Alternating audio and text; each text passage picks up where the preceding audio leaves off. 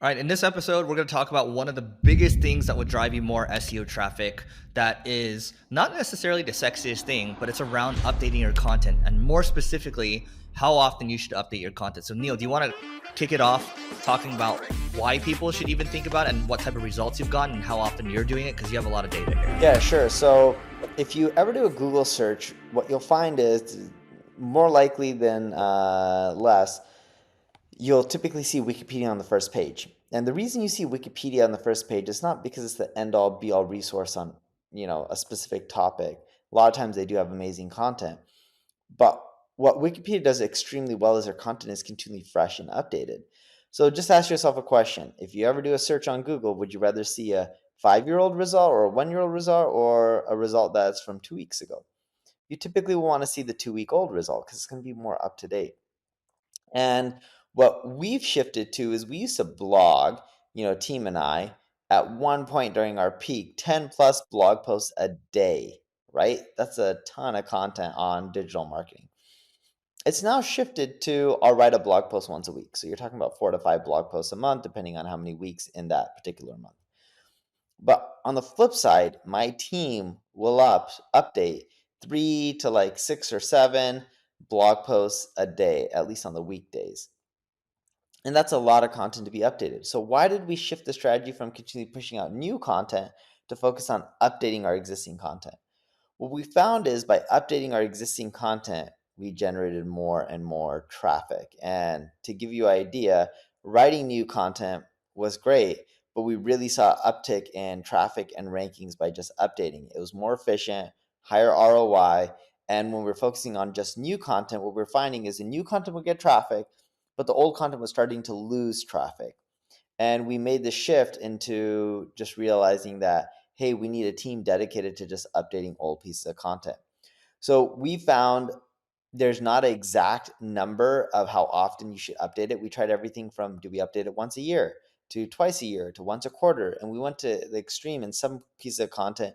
We didn't update just monthly. Some of it we updated weekly. And what we found the ideal amount to update our content is actually based on Google Search Console.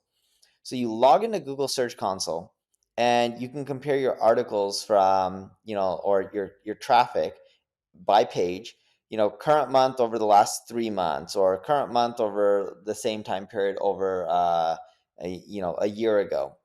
And we do both of those to figure out are articles decreasing or increasing in traffic. The ones that are decreasing, whether it's over a 3-month period or a 1-year period, it doesn't matter. Yeah, like if it's showing that over year we had growth, but in the last 3 months that article had a decline because from a year ago, let's call it, let's say you wrote an article a year ago, and then 6 months later that article like quadruples in traffic, and then 3 months after that it increases by another double, and then fast forward to today it goes down by like 20%. When you compare it from a year ago, you're still up in traffic, but compared to 3 months ago, you're down. And what we do is we'll look at both time ranges and we look at whatever is going down in either time range. We start adjusting it and updating it. And that's the real metric we use to figure out what content to update, because some just don't need updating as often. And that's allowed us to grow our traffic much more and collect the right type of leads.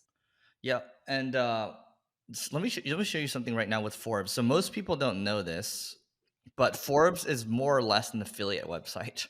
And so this is a href screenshot. Those of you that can see on YouTube, and you can see in like 2021 or so, they're publishing in the light blue. That means it's new content.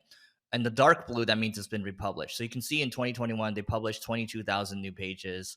And then you can see we're going into 2023. It's like, okay, they're publishing a lot less. It's not 22,000. It's not 10,000. It's maybe 3,700 new articles per month. But now they've increased the velocity of how often they update, which is the dark blue, which is 543.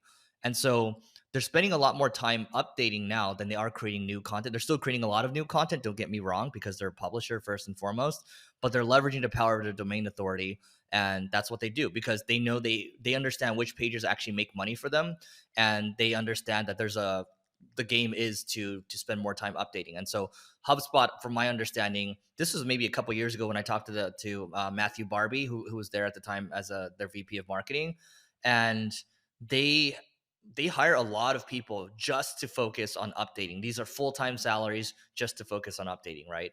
And I think this is going to get more and more intense, and that's why I've been thinking about bringing back our content decay tool from ClickFlow so people can focus more on updating, because it's about tending your garden, not necessarily tending to your garden, not necessarily planting new vegetables all the time. Yeah. Look, updating is the best thing. If you use the strategy I'm talking about, I think you can do exceptionally well. It's just something for some reason a lot of people don't focus on. And if they did focus on it, they would get more traffic.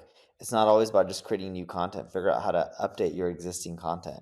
And I don't know why people have that mentality of like, oh, I just got to keep writing new content. And I'm like, I don't think you really need to continue writing new content. All right, so that is it for today. Please don't forget to rate, review, subscribe. 5 stars, please, and we'll see you tomorrow.